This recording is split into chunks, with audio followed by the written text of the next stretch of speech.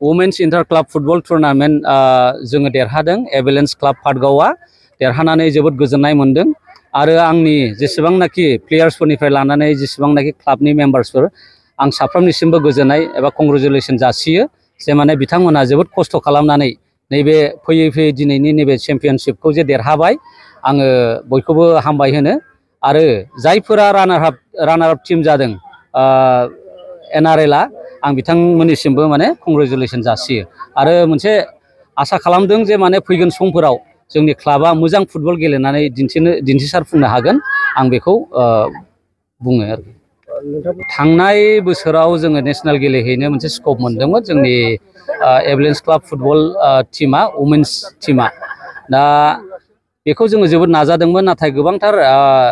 रांनि गोनांथि जानायाव जों बेखौ लास्टआव मेकआप खालामहैनो हायाखै आरो एबाराव जुदि बेबायदि स्कप मोनोब्ला जोङो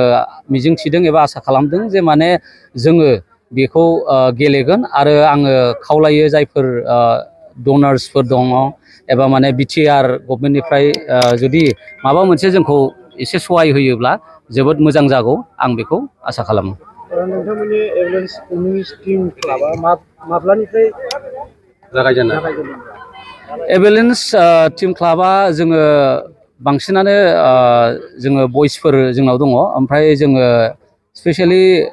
गोख्रोङै वुमेन्सफोरखौ एनकारेज खालामनाया जोंना बोसोरथामसो जाबाय बोसोरब्रैयानो जाबाय दा जोङो जोंनि क्लाबाव बिसोरखौ रेसिडेन्सियेल ट्रेनिंबो होयो आरो